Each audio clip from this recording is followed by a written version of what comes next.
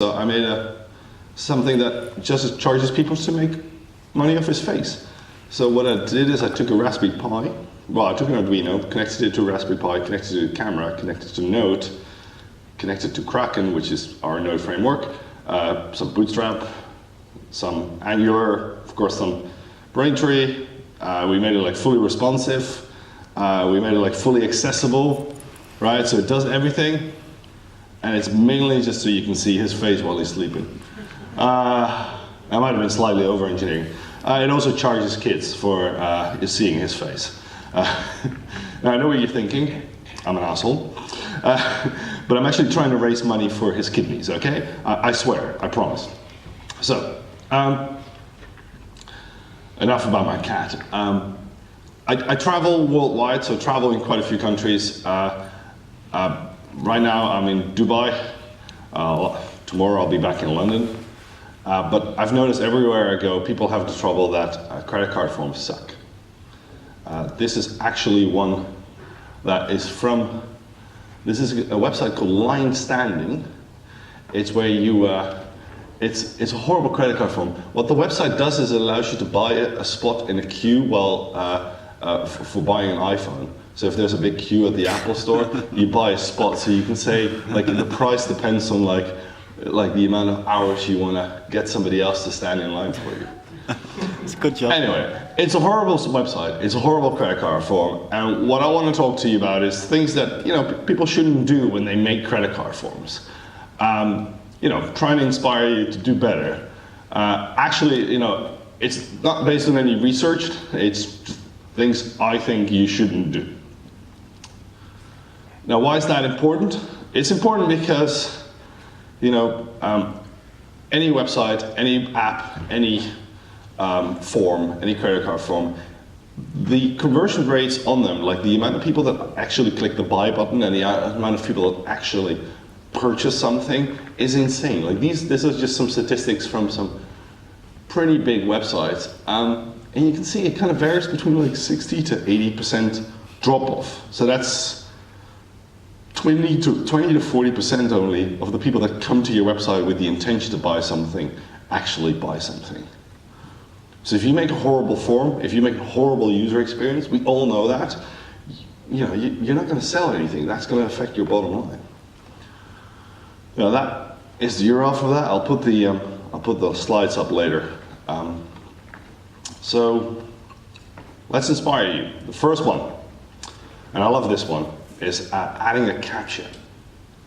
The completely automated public Turing test to tell humans and computers apart.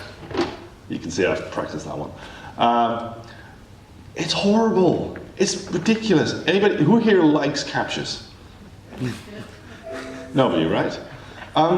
It's hilarious. Like, here's one, and then they get harder and more confusing, up to the point that somebody made this, right? Like, it's like, I don't know. I'm not a unicorn. I'm not a robot. And actually, I don't know if you noticed, but Google recently released a new version of the CAPTCHA, and they actually pretty much acknowledge that you just say I'm not a robot. That's a new CAPTCHA. It's a lot more improved, but they've actually made it that it doesn't ask you 90% of the time. If they have enough information about you already, they just assume that you aren't a robot.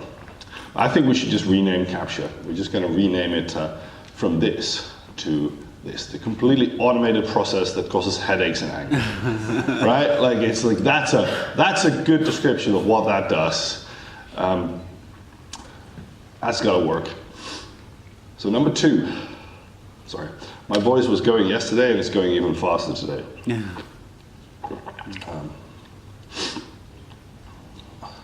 Number 2, asking people to register. Now that's not bad, but it is before I've actually tried to purchase something. Right? There's quite a few websites that do this. This one is my favorite. This is a Dutch website. They're like a daily deal, kind of like a bit like Groupon. And like, okay, there's a big button, I will take one. I was like, yeah, it's one of these kind of impulse buy websites.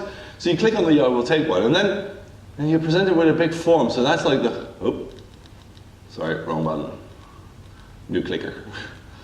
So there's a big gigantic form, and then you haven't even done the payment yet. That's like next. Oh my God. But you see, like some websites, they kind of take a better approach. Like they either allow you to just log in with a payment provider, or sign up with Facebook. But that doesn't really solve the problem. I mean, I hate these kind of things even more. Like the ones where they try to just show you, they try to get you to sign up to their newsletter before you've even seen their website.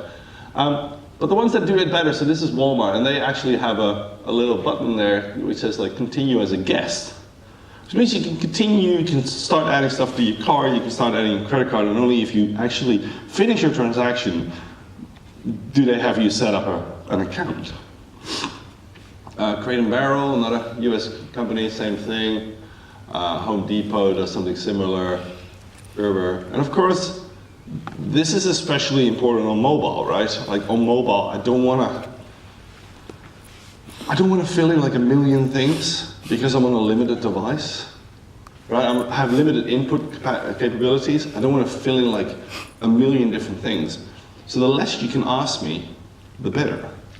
What I almost never see anybody doing is like taking my money on mobile and then having me register on the desktop. Just send me an email, and when I get back to my laptop, I'll finish the registration, right? It's not hard. We've done that before. So let's do another joke. I know they're bad. Oh, come on, we can do it. Credit card walks into a bar. Bartender says, "Why do you keep coming here day after day?" Credit card firm looks at him miserably and says, "I'm just looking for some validation." Ah, see, there's some people with a bad sense of humor like me.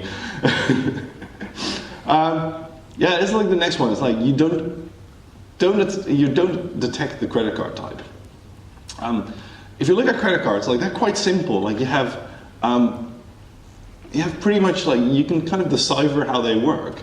So you kind of have the industry identifier, and then you can kind of figure out which card type it is.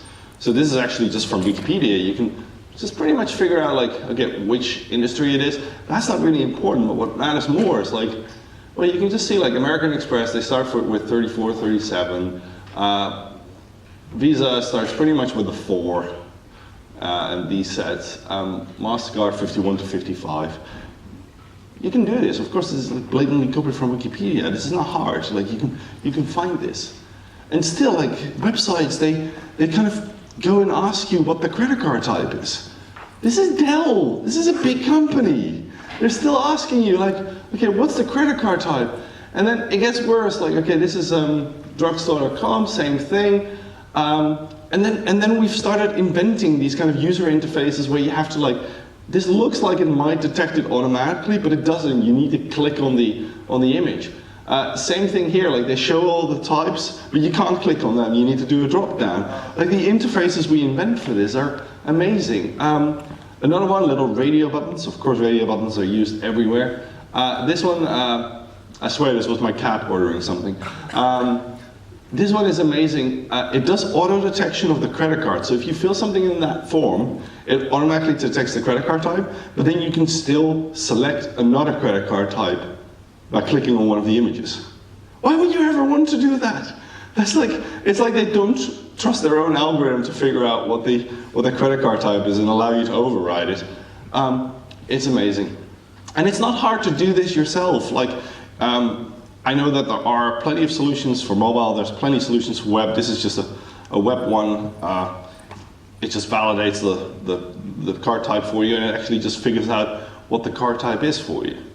Creditcardjs.com, similar one. And of course with Braintree, I love Braintree, obviously.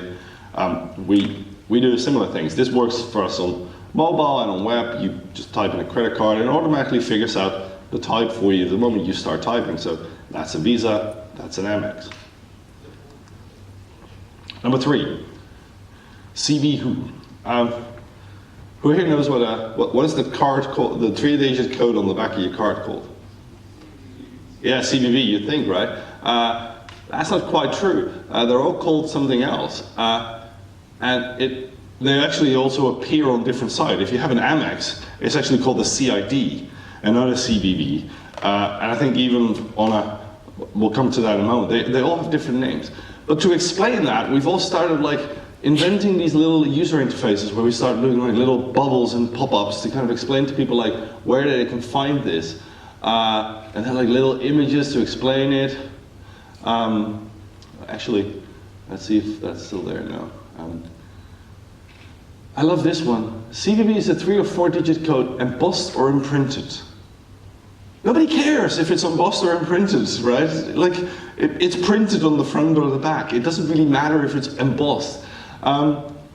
So as you can see, like, there's different names for all these different kind of card types. The MasterCard actually calls them CVC2, Visa CVV2. In the end, people don't really care. Most people can find them.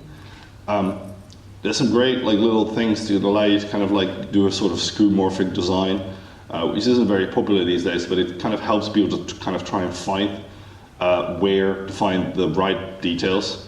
So you kind of start filling in, and it shows you exactly where each item is.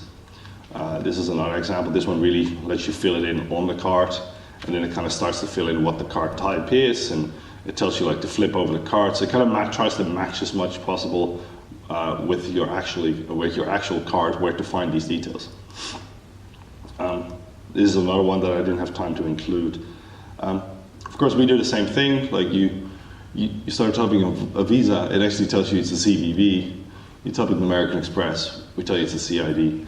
We realize that most people know where to find these things, and if they really are in trouble, they tend to just type CID into Google, and it will tell them where to find it. Number 4. You don't format dates the way they are on my card, right? Off the top of my head, every card I have, it's month, / date, a year, right? Most of them. And still, like all the forms do something like this. Like they have like either by name, and this is like actually like these are 4 different options, right? It's like those ones are like by number, by name, and then this is like number and name, and that one is name and number. What the hell was that? It must be my accent. It's like, why do that? I actually love this one. This one is great. Like it just has 2 empty